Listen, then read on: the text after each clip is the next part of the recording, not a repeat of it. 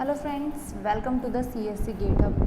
आज जो टॉपिक हम डिस्कस करेंगे DBMS का वो है क्लासिफिकेशन ऑफ शेड्यूल, जिसमें हम सीरियलाइजेबिलिटी जो हमने पहले डिस्कस किया था उसके फर्दर पार्ट्स को डिस्कस करते हैं। जो बेसिकली सीरियलाइजेबिलिटी होती है वो हमने ऑलरेडी प्रीवियस वीडियो में देखा था कि अगर शेड्यूल्स गिवन हैं, कंकरेंटली वो एग्जीक्यूट हो रहे हैं, तो उस पर्टिकुलर कंकरेंट एग्जीक्यूशन को क्या हम सीरियल एग्जीक्यूशन में चेंज कर सकते हैं। बेसिकली जब हमारे पास मल्टीपल ट्रांजेक्शंस हैं तो उनको किसी एक सीक्वेंस में रन करना कुछ इस मैनर में, ताकि जो हमारा फाइनल अपडेशन होगा डेटाबेस में वो कंसिस्टेंट हो, उसमें चेंजेस जो आ रहे हैं वो करेक्ट होने चाहिए। एट लास्ट हमें क्या करना है, उनको ट्रांजैक्शन को इस सीक्वेंस में रन करना है, और वो जो सीक्वेंस आता है उस सीक्वेंस को क्या बोलते थे हम, सीरियलाइजेबल बोलते थे, और जो शेड्यूल बनता था उसको क्या बोलते थे, सीरियलाइजेबल शेड्यूल बोलते थे। अब वो जो सीरियलाइजेबल है उसमें हमने कुछ कन्फ्लिक्ट्स की भी बात की थी वहाँ पर सीरियलाइजेबिलिटी टेस्ट करते वक्त। तो उसी कन्फ्लिक्ट के बेसिस पे हमारे पास क्या है, यहाँ पे दो पार्ट्स बनते हैं। फर्स्ट जो होता है वो है conflict serializable schedule and another one is what, view serializable schedule. आज के इस पार्ट में हम डिस्कस करेंगे कन्फ्लिक्ट सीरियलाइजेबल शेड्यूल का, and then we will discuss about view serializable schedule in an upcoming video. Basically conflict serializable schedule एक important question है, जो कि गेट में मैक्सिमम जो क्वेश्चंस है ना वो सीरियलाइजेबिलिटी पे, जब ट्रांजैक्शन के क्वेश्चंस आते हैं ना, तो ट्रांजैक्शन के क्वेश्चंस में सीरियलाइजेबिलिटी के क्वेश्चंस में कन्फ्लिक्ट सीरियलाइजेबल का जो क्वेश्चन होता है वो मैक्सिममली आता है। बेसिकली क्वेश्चन आपको ट्रांजैक्शन गिवन होगी, वो हो सकता है वो T1 T2 इस तरह ट्रांजैक्शन के मैनर में लिखा हो, या रीड 1 राइट 2 रीड 2 इस तरह से आपको एक सीक्वेंस में लिखा हो, जिसका आपको ट्रांजैक्शन के फॉर्म में, अगर शेड्यूल के फॉर्म में बनाना है, या आपको अगर डायरेक्टली, जैसे कि आज हम क्वेश्चन डिस्कस करेंगे उसमें दोनों तरह के क्वेश्चंस मैं पिक करूंगी, जिसमें हमें ट्रांजैक्शंस गिवन हो या फिर ऐसे एक लाइन में सारे ऑपरेशंस गिवन हो, और उसके अकॉर्डिंग हम डिसाइड करेंगे।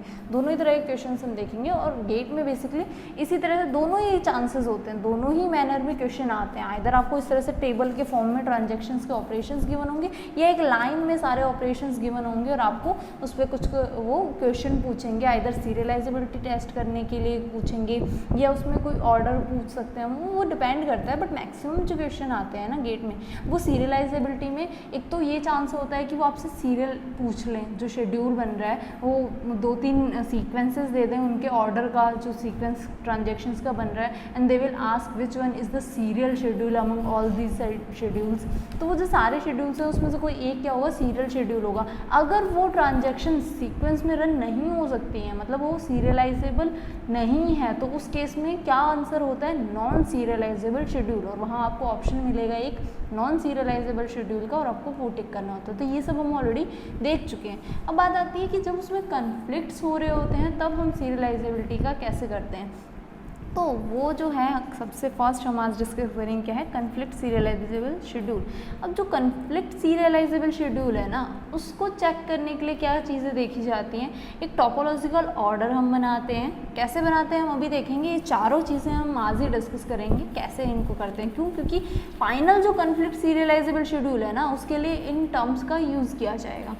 First is was topological order, क्या ऑर्डर हम बनाएंगे, कैसे हम बनाएंगे, इस पार्ट में हम, इस वीडियो को मैं 2 पार्ट्स में बनाऊंगी। इस पार्ट जो पार्ट आज हम डिस्कस करेंगे उसमें हम सिर्फ टोपोलॉजिकल ऑर्डर डिस्कस करेंगे, क्योंकि टोपोलॉजिकल ऑर्डर भी अपने आप में एक इम्पॉर्टेंट है। गेट में इसका भी क्वेश्चन एक बार आई थिंक 2-3 बार इसके क्वेश्चन आए हैं, जिसमें आपको कुछ ऑपरेशंस गिवन होंगे, and then they will ask how many number of topological order exist for this particular schedule. वो आपको शेड्यूल देंगे और पूछेंगे कि कितने नंबर ऑफ इसके वो शेड्यूल्स टोपोलॉजिकल ऑर्डर पॉसिबल हैं। तो वो टोपोलॉजिकल ऑर्डर कैसे निकालते हैं आज हम वो डिस्कस करेंगे। देन इसी वीडियो के सेकेंड पार्ट में हम conflict pair, precedence graph and then conflict equal schedule को डिस्कस करेंगे। मतलब ये तीनों चीज़ें हम इस वीडियो के पार्ट 2 में देखेंगे।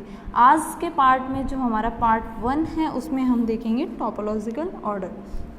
तो स्टार्ट करते हैं topological order. Topological order is nothing rather than traversing a graph according to the direction. But यहाँ कुछ सिर्फ एक वो मतलब कि एक कंस्ट्रेंट लगा दिया है कि हमें किस तरह से ट्रेवर्स करना होता है। हमारे पास एक डायरेक्टेड एसाइक्लिक ग्राफ होगा, उसी केस में हम क्या कर सकते हैं, उसका टोपोलॉजिकल ऑर्डर बना सकते हैं। This is one of the important thing कि अगर डायरेक्टेड एसाइक्लिक ग्राफ है then only you can find out what topological order. तो ग्राफ को क्या करना होता है, बेसिकली ट्रैवर्स करना होता है, और वो ग्राफ किस तरह का होना चाहिए, डायरेक्टेड एसाइक्लिक ग्राफ, यानी कि डायरेक्शन गिवन होनी चाहिए, और एसाइक्लिक मीन्स कोई साइकिल नहीं होना चाहिए उस ग्राफ में। अगर आपको कोई एक ऐसा शेड्यूल गिवन है जिसमें आपके जो ग्राफ आपने उससे ड्रॉ किया उसमें क्या आ रहा है, साइकिल एग्जिस्ट कर रहा है, देन उस केस में क्या होगा, उसका टोपोलॉजिकल ऑर्डर नहीं जनरेट कर सकते, उसका टोपोलॉजिकल ऑर्डर हम नहीं क्रिएट कर सकते हैं। ओके, तो अगर आपके एग्ज़ाम में एक बार गेट में क्वेश्चन थे जिसमें आपको 2-3 शेड्यूल्स गिवन थे और पूछा था इनमें से कौन कौन से शेड्यूल्स के लिए टोपोलॉजिकल ऑर्डर पॉसिबल है, तो वहाँ पे 2-3 डायग्राम्स थे, मतलब शेड्यूल्स थे, जिसमें जब आप उनके फर्दर वो बनाओगे, टोपोलॉजिकल ऑर्डर बनाओगे, तो कुछ नॉन एसाइक्लिक आ रहे थे, कुछ साइक्लिक ग्राफ बन रहे थे। तो जो एसाइक्लिक थे उनके लिए क्या आंसर था कि वो उनके लिए टोपोलॉजिकल ऑर्डर पॉसिबल नहीं है, और रिमेनिंग जो साइक्लिक मतलब जो एसाइक्लिक थे उनके लिए टोपोलॉजिकल ऑर्डर पॉसिबल है, और जो साइक्लिक थे उनके लिए टोपोलॉजिकल ऑर्डर पॉसिबल नहीं है। अब बेसिकली आपको टोपोलॉजिकल ऑर्डर कैसे बनाना है हम वो देखते हैं।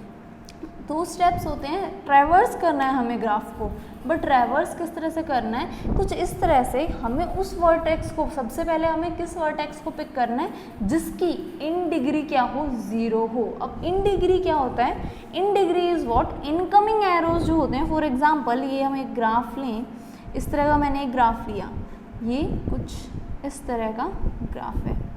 ओके, इनको नोड्स को जो वर्टेक्स हैं इनको नेम भी दे देते हैं हम, A B C like that, vertex ही हैं और ये हमारे रिमेनिंग एजेस है। ये क्या है, एक यहाँ देखो कोई साइकिल जनरेट नहीं हो रही है, यहाँ हम A से B और B से C पे आ रहे हैं, रिवर्स A पे नहीं जा पा रहे, ठीक है, तो यहाँ साइकिल भी नहीं जनरेट हो रहा, प्लस डायरेक्शन गिवन है। तो ये किस तरह का ग्राफ है हमारा, DAG है, डायरेक्टेड एसाइक्लिक ग्राफ है। अब ट्रैवर्सिंग किस तरह से करनी है, सबसे पहले आपको उस वर्टेक्स को ट्रैवर्स करना है जिसकी इन डिग्री यानी इनकमिंग एरोज या इनकमिंग एजेस क्या हो, 0 हो। तो यहाँ देखो इस वर्टेक्स की बात करूँ अगर मैं B की, तो यहाँ पे इनकमिंग एरो कितने हैं, एक इनकमिंग है, मतलब इसकी इन डिग्री कितनी हुई, 1 हुई।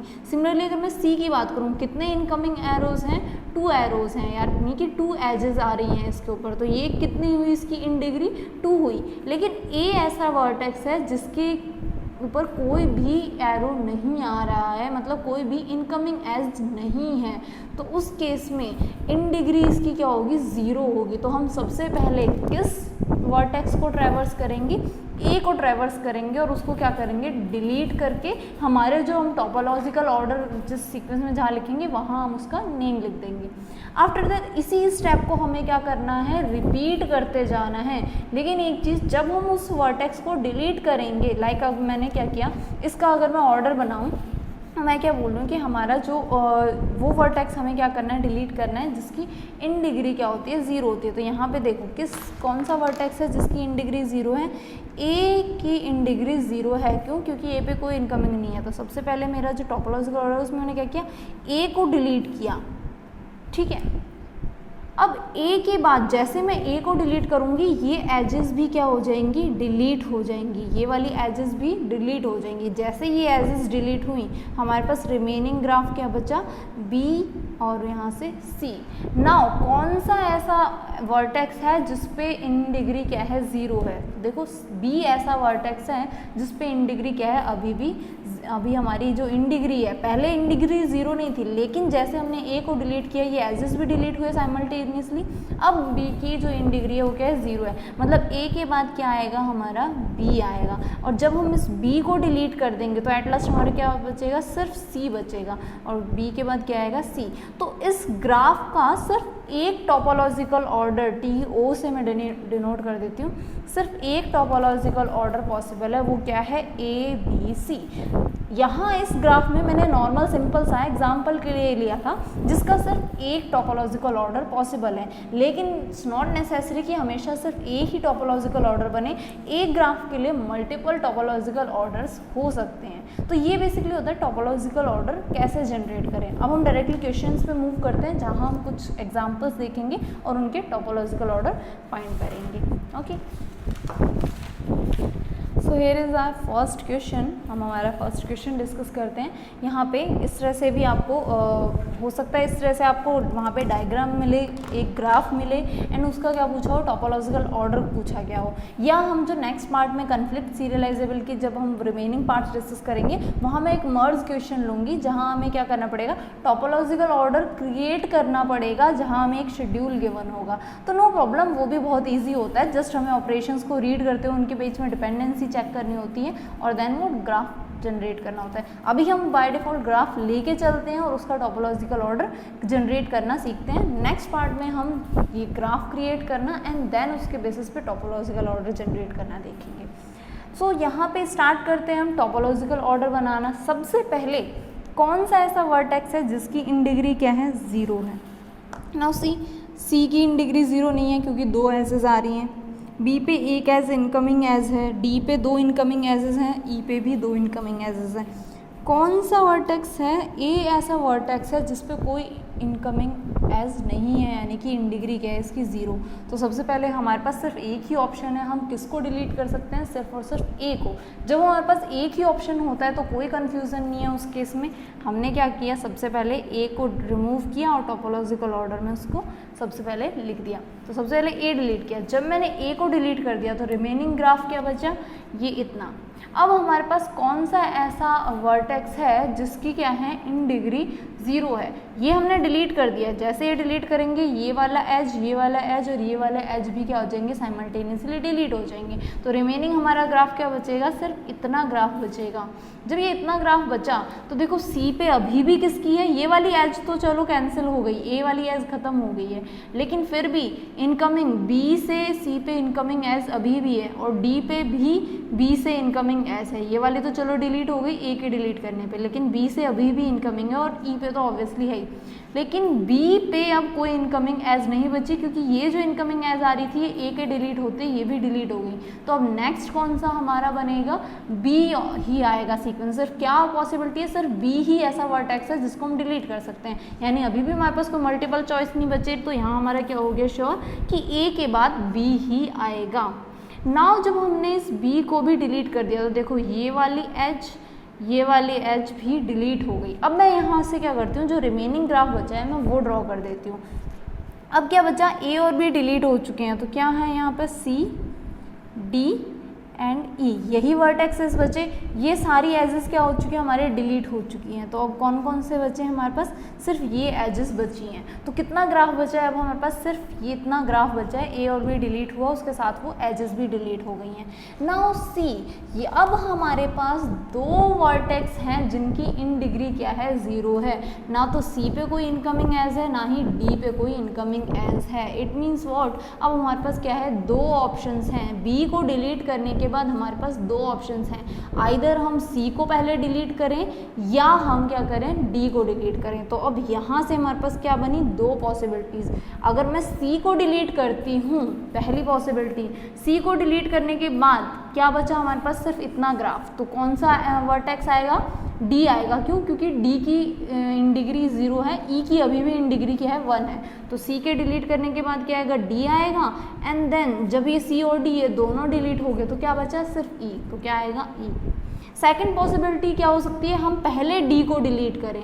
तो मैंने क्या किया, पहले डी को डिलीट किया। जैसे मैंने डी को डिलीट किया, कितना ग्राफ बचा, सी और ई का। ऑब्वियसली कौन सा वर्टेक्स है जिसकी इन डिग्री 0 है, सी की। तो पहले क्या आएगा, सी आएगा एंड देन क्या आएगा, ई। तो अब हमारे पास यहाँ पे कितने टोपोलॉजिकल ऑर्डर बने, 1 and 2, ये 2 टोपोलॉजिकल ऑर्डर बने। अगर मैं इनके फाइनल टोपोलॉजिकल ऑर्डर बनाऊँ तो let me right, topological order 1 को TO1 लिख देती हूँ और टोपोलॉजिकल ऑर्डर 2 को TO2 लिख देती हूँ। ये 2 हमारे पास टोपोलॉजिकल ऑर्डर बने हैं। क्या क्या बने, एक तो ये वाला और एक ये नीचे वाला, A B C D E, और दूसरा क्या बना, A B D C E। ये 2 टोपोलॉजिकल ऑर्डर हैं इस हमारे गिवन ग्राफ के लिए। तो वहाँ पे क्वेश्चन बेसिकली क्या आता है, हाउ मैनी नंबर ऑफ, वहाँ आपको टोपोलॉजिकल ऑर्डर्स, कई बार क्या होता है बहुत सारे टोपोलॉजिकल ऑर्डर पॉसिबल होते हैं। यहाँ तो हमने जो नॉर्मल एग्जांपल लिया था फर्स्ट, उसमें सिर्फ एक बनाया था टोपोलॉजिकल ऑर्डर, यहाँ सिर्फ 2 बने हैं। कभी कभी क्या होता है, बहुत सारे टोपोलॉजिकल ऑर्डर की पॉसिबिलिटी बन सकती है। तो गेट में जो क्वेश्चन आया है ना, वो ये आता है, how many number of topological order possible for this given schedule, अगर वहाँ शेड्यूल गिवन है तो, otherwise for this given graph, ये भी हो सकता है। तो वहाँ पे ये आइदर ये आपको ग्राफ दें या हो सकता है शेड्यूल दें, उसके बेसिस पे हम ग्राफ बनाएंगे एंड देन हम क्या करते हैं, टोपोलॉजिकल ऑर्डर जनरेट करते हैं। तो ये था हमारा सेकंड एग्जांपल, जिसमें कितने 2 टोपोलॉजिकल ऑर्डर हुए थे। अब मैंने बात की है मल्टीपल ऑर्डर्स भी बन सकते हैं, तो हम एक काम करते हैं, एक थोड़ा लेंथी क्वेश्चन ले लेते हैं, देखते हैं कितने उसके टोपोलॉजिकल ऑर्डर पॉसिबल हैं। सो ये हमने नेक्स्ट क्वेश्चन लिया है।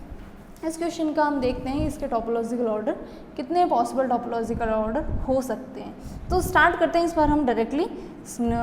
इन डिग्री किसकी 0 है, ए की इन डिग्री 0 है, तो सबसे पहले तो फिक्स है कि ए ही डिलीट होगा, उसके अलावा और कोई भी चीज़ डिलीट नहीं हो सकती। लेकिन जब हमने ए को डिलीट किया, बी और सी इन दोनों की इन डिग्री क्या हो जाएगी, 0 हो जाएगी। ए को डिलीट करते ही बेसिकली क्या है, बी और सी दोनों की इन डिग्री 0 होगी। तो इसके बाद क्या हो सकता है, आइदर बी हो सकता है या फिर क्या हो सकता है, सी आ सकता है। ए के बाद आइदर हम बी को डिलीट करें या फिर हम किसको करें, सी को डिलीट करें। नाउ सी, अगर मैं ए के बाद बी को डिलीट करती हूँ, केस 1 जो है हमारा, उसके अकॉर्डिंग ए के बाद बी को डिलीट करती हूँ, तो हमारे पास क्या ग्राफ बचेगा, यहाँ पर बचेगा सी, यहाँ बचेगा डी, ई और एफ।